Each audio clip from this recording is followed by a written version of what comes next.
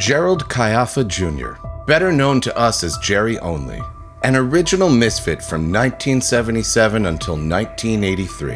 A bassist, singer, professional wrestler, a beloved father and brother.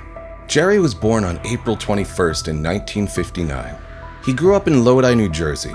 When not at school or playing music, he worked with his brother Doyle at their father's machine shop.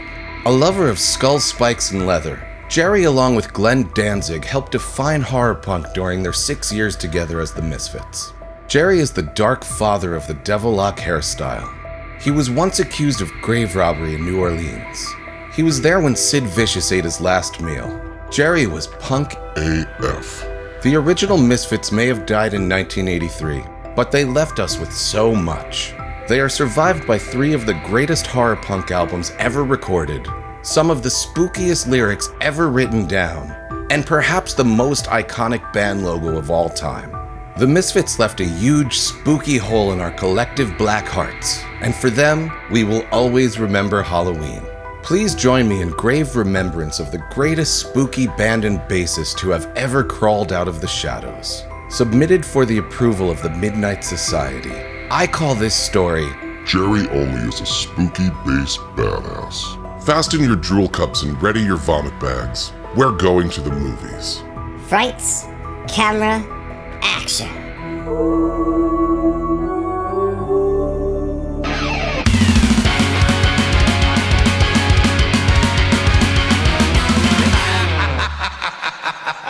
If you're gonna scream, scream with me. Moments like this never last. Glenn Danzig recorded those words in 1978, having no idea how right he was. 5 years later, and the original run of the Misfits had passed, and the world is still in mourning. Fast forward 11 years in time. It's 1994 and I'm a freshman in high school. I was still all about Nirvana and grunge, but punk had slowly been eating away at my brain. Yummy. I had started listening to punk in the 8th grade. Just the classics like the Ramones and the Sex Pistols. Exposure to the wider world of underground punk was hard to come by in Dumont in 1993. I managed to find Green Day, The Offspring, and Rancid through shows like Alternative Nation and 120 Minutes. New punk bands were exploding into the mainstream, and it was an exciting time to be dead alive. I kick ass for the Lord! The main way you found a new band back in those days was by word of mouth. There was a teacher in school who was stoked when he found out that I liked punk. He asked if I liked the Misfits. I had no idea who they were. He was so stoked because he grew up in Lodi and he was friends with the Misfits when they were all in high school. Gee, I can't wait till I go to high school. He gave me a copy of Walk Among Us, and I immediately turned into a Martian. The Misfits were always a weird thing for me to like. I wasn't goth, and I wasn't all that spooky. I'm more of a nerd that listens to West Coast skate punk. But how could you not love this? I love you! Danzig is God. He's the punk rock Elvis. Jerry and Doyle are punk rock Kiss.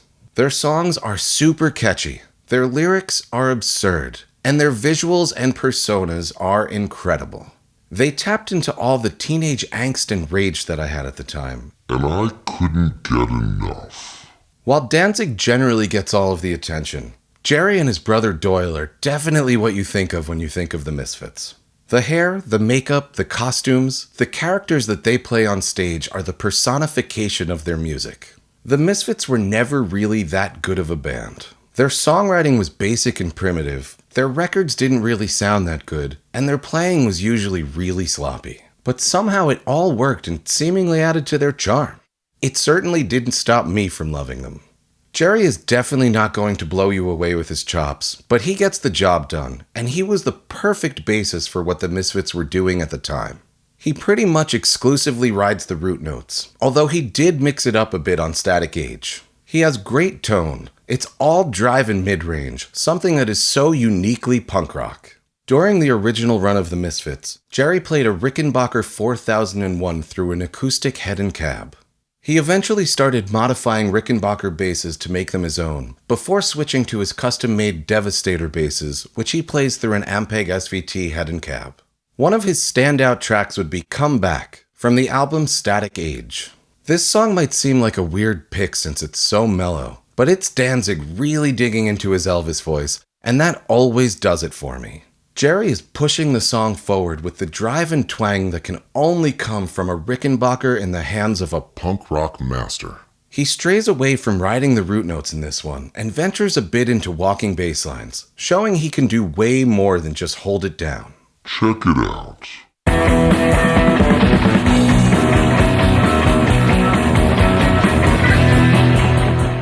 Another great track is She, also from the album Static Age. Jerry once again attacks us with fast root notes and that amazing Rickenbacker honk. We get a lot of bass licks in this one, and it adds so much flavor. You have to wonder why Jerry basically abandoned this style after Static Age. He clearly had the feel for it. Check it out.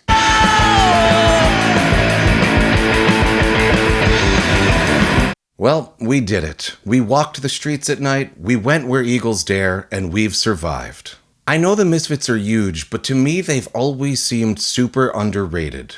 Their music is so much fun. It's absurd. It's Rocky Horror meets professional wrestling. They created a subculture that is still going strong more than 40 years later. Without the Misfits, we may have never had bands like Metallica, Alkaline Trio, AFI, Honolulu Babylon, or really anyone that ever dared to be spooky. Werewolf for mitzvah, spooky, scary, boys becoming men, men becoming wolves. When I listen to the Misfits, it still brings me back and makes me feel like I'm 15. For a few hybrid moments, I can forget about my responsibilities and the toll of time and just enjoy a bit of Angst and rage. It's like a Snickers, but for my soul. So how do you feel about the Misfits? Do you love them or hate them? What got you into them? Do you remember Halloween? Can you think about Danzig without thinking about kitty litter?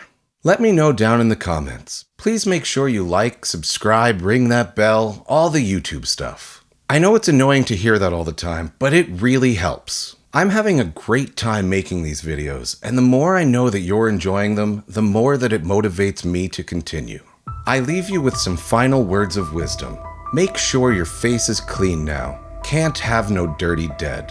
I'll catch you next time. But until then, be excellent to each other.